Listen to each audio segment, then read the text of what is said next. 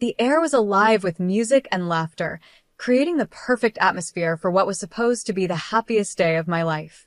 My name is Rachel, and as I stood there in my beautiful white gown, I felt like a princess. Everything was magical, or so I thought. That feeling of joy was suddenly shattered in an instant. Rachel, dear, could you come here for a moment? My mother-in-law's voice pierced through the merriment. It was sharp, almost commanding. I smiled at my friends and excused myself, noticing how stiff my mother-in-law stood as I approached. Her smile didn't reach her eyes, and the tension in her posture was clear. "What is it, Mrs. Paul?" I asked, trying my best to keep my voice calm and friendly.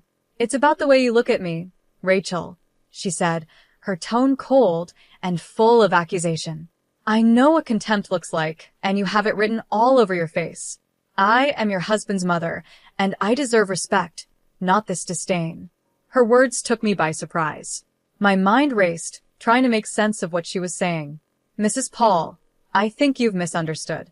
I have nothing but respect for you," I replied, feeling a wave of confusion wash over me. "Respect?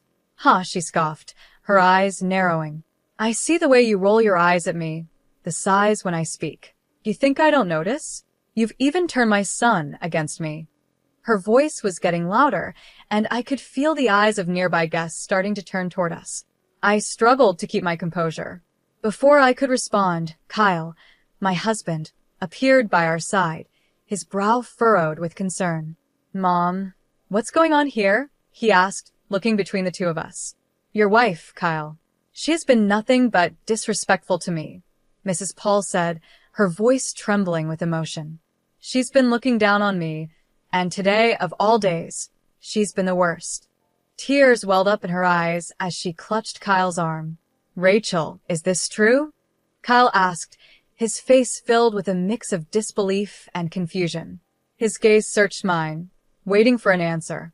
"No, it's not true," I replied, my voice firm but calm. "I've done nothing to disrespect her." "She's lying, Kyle," Mrs. Paul cried, her grip on his arm tightening. "I'm your mother. Would I lie to you?" Tears now streamed down her face, adding to the drama unfolding in front of everyone. For a moment, the world seemed to slow down as Kyle's face changed from concern to anger. Without warning, his hand came up, and in one swift motion, he slapped me across the face. The sound echoed in the now silent room, and I stood frozen, my hand instinctively rising to my stinging cheek. The guests around us gasped in shock, but no one moved. I felt a mix of emotions: hurt, betrayal, anger, all swirling inside me. I wasn't sure what to say, or even how to react. "How could you?" I whispered, though I wasn't directing the question to anyone in particular. I wasn't just asking Kyle or his mother, but the entire universe, as if searching for an explanation for this nightmare I had walked into. Kyle, realizing what he had done, stammered, "Rachel, I didn't mean it. I was just..." But I didn't let him finish. "No," I said, my voice firm and steady despite the storm brewing inside me. "You've shown me exactly who you are." The pain of the slap was nothing compared to the pain of realizing the man I had just married was capable of this. I turned away from them both, knowing this moment had changed everything. I faced the guests, most of whom were still staring in stunned silence.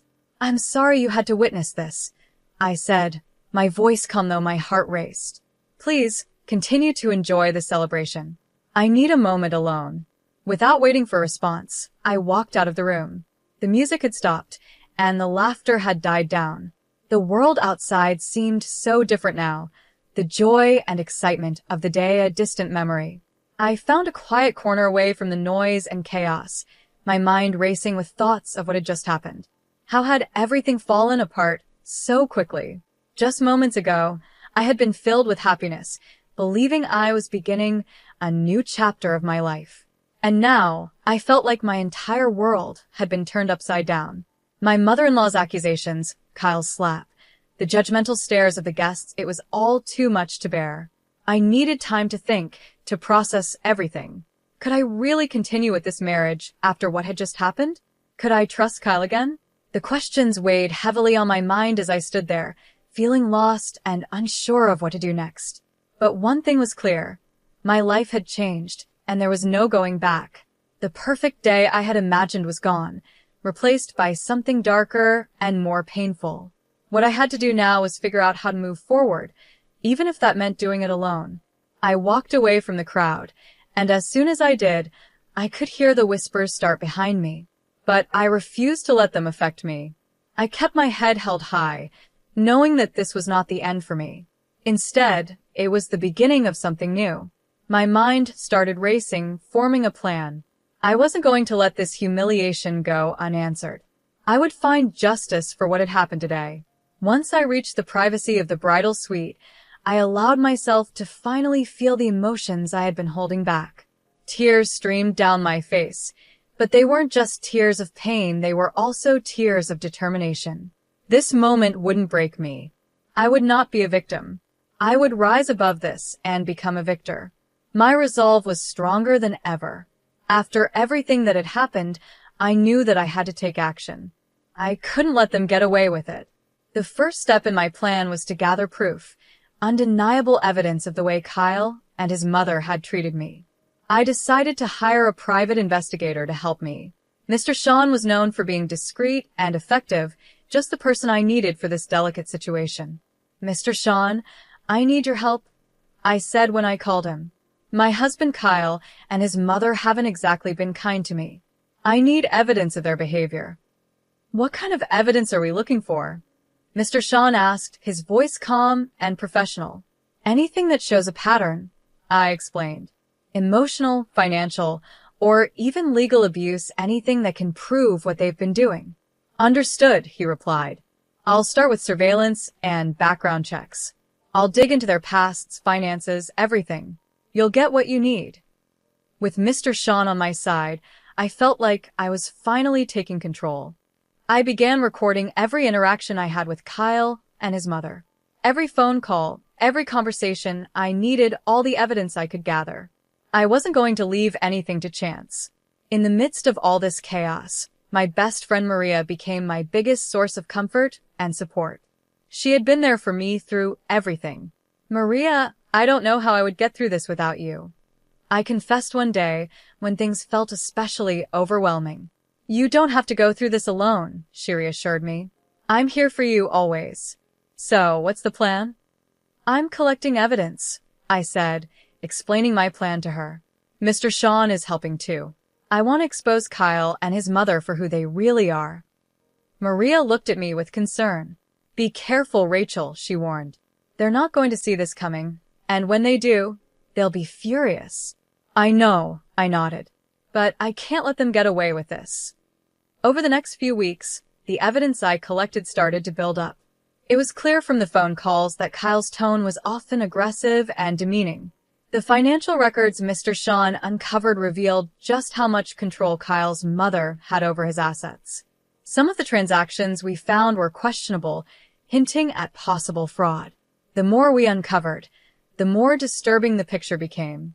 One evening, Maria and I sat down together to review all the findings. As we combed through the documents, something jumped out at us. Look at this, Maria, I said, pointing to a series of bank statements. They're moving large sums of money, but where is it all going? And these emails, Maria added, scanning through them. It sounds like they're planning something, but we don't know what yet. We need to connect the dots, I said, feeling the weight of everything we were uncovering. This isn't just about emotional abuse anymore. There's a whole web of lies and manipulation going on. Maria's eyes widened as she stared at the evidence in front of us. Rachel, we're onto something big here, she said, her voice filled with both excitement and fear. The more I delved into the evidence, the clearer it became that Kyle and his mother were involved in more than just toxic behavior. This went beyond their mistreatment of me. They were hiding something much bigger, something possibly illegal. I could feel the truth slowly unraveling, and I was determined to see this through to the end. As the days passed, I became more focused on my goal. I wasn't just collecting evidence for myself anymore. I was uncovering a story of deceit and manipulation that needed to be exposed. Kyle and his mother had spent years weaving this web of lies, but now I had the power to tear it all apart. There was still much to be done, but I was no longer the helpless bride they had tried to humiliate. I was stronger than they had ever realized, and soon, the truth would come to light. This wasn't just about getting justice for myself, it was about making sure they faced the consequences of their actions. I wasn't sure how things would end, but one thing was clear. I was ready to fight, and I wasn't going to back down. The whispers of that day were nothing compared to the roar of truth that was about to come crashing down on them. I would no longer be a victim of their games. I would be the one in control. I started to piece it all together. Looking over the documents again, I realized something shocking. I think they're embezzling funds from Kyle's company, I said to Maria, my voice barely above a whisper. These documents, they're incriminating. Maria looked at me, her face serious. Rachel, this is really serious. You need to be careful. They won't take kindly to being exposed. I know, I said, feeling a mix of fear and determination. But I can't back down, not now. There's too much at stake. The evidence wasn't just about how cruel they had been to me. It was more than that, it pointed to serious criminal activity. I had everything I needed to make a move, and it was time to come up with a plan to bring them to justice. It was also time to take back control of my life. Maria, I said, feeling the weight of my decision. I'm going to expose them publicly. Maria hesitated for a moment, knowing the risk involved. Rachel, that's risky. You're playing with fire. But if anyone can do it, it's you. With Maria by my side and the evidence in my hands, I felt stronger than I had in a long time. I wasn't just fighting for myself anymore. This was about justice, about making sure Kyle and his mother faced the consequences of what they had done. It was time to show the world who they truly were. The next step was clear. I had to bring everything out into the open. I decided to organize an event, pretending it was for a big announcement. I invited friends, family, and even a few media contacts, people who would help get the story out. The venue was lavish, with an atmosphere full of excitement and curiosity. Everyone was eager to hear the news. As I stood at the front of the room, I took a deep breath. The time had come. Thank you all for coming, I began, keeping my voice steady and my expression calm. Kyle and his mother, Mrs. Paul, stood beside me, smiling. They had no idea what was about to happen. Rachel, darling, we're so proud of you, Kyle said, his voice sweet but insincere. Whatever the announcement is, we support you. His words felt like poison, but I stayed composed. I've gathered you all here to share some important truths, I said, pausing to gauge the room's reaction. Truths about my marriage and about the Paul family. Mrs. Paul's smile faltered. Truths? She repeated, her voice shaky with a mix of confusion and fear. Rachel, what are you talking about? I'm talking about the abuse, the lies, and the illegal activities that have been going on behind the scenes, I said, my voice growing stronger with each word. The room went silent. The tension was thick, and all eyes were on me. Rachel, have you lost your mind? Kyle's face turned red, his anger barely under control. Quite the opposite, Kyle, I said calmly. I've never been more sane, and I've never been more sure of what I need to do. I gestured to the screen behind me. Exhibit A, I announced as a video started playing. It was a recording of one of our many heated, abusive conversations. The crowd gasped as they heard Kyle's voice, full of anger and cruelty. The murmurs grew louder, and I saw Mrs. Paul's face go pale. Her hands started to tremble. This is just the beginning, I said, holding up a folder filled with documents. These papers show financial irregularities, embezzlement, fraud. It's all here. You can't do this, Rachel, Kyle shouted, his voice a mix of pleading and threat. You're ruining everything. I looked him straight in the eye. I'm not ruining anything, Kyle. I'm exposing the truth. A truth that everyone deserves to see. The media personnel who had been invited started clicking their cameras, capturing every moment of this dramatic revelation. There was no turning back now. This was it. Rachel, please. Mrs. Paul's voice was barely a whisper, her confidence shattered. Let's talk about this privately. There's no need for this public display. I shook my head. No, Mrs. Paul. No more private discussions. The time for hiding is over. As I continued to show more evidence, the reactions in the room varied. Some guests looked shocked, others shook their heads in disbelief. There were whispers and murmurs among the crowd, but no one could deny what they were seeing. Kyle and Mrs. Paul stood frozen, their masks of respectability slipping away, revealing the truth beneath. This is my story, I said, addressing the room. A story of surviving abuse and standing up against injustice. I refuse to be a victim any longer. The event ended in a flurry of activity. Reporters swarmed around me, asking questions, while many guests approached to offer words of support and admiration. I had done it. I had exposed the truth, standing strong and maintaining my composure through it all. It was a moment of triumph, a moment where I finally reclaimed my power and my voice. But this wasn't the end. The courtroom was the next step, the place where everything would come to a final conclusion. As I sat in that stark, imposing room, a mix of nervousness and determination washed over me. My lawyer sat beside me, ready to fight for justice. This was the final act of my journey, and I was ready to see it through to the very end. I couldn't help but notice how uneasy Kyle and Mrs. Paul looked across the courtroom. Their once confident faces were now filled with anxiety as the trial began. Your Honor, we are here to present the case against Kyle and Mrs. Paul, my lawyer said, his voice steady and strong. This isn't just about a divorce. It's about years of emotional and financial abuse that Rachel has endured.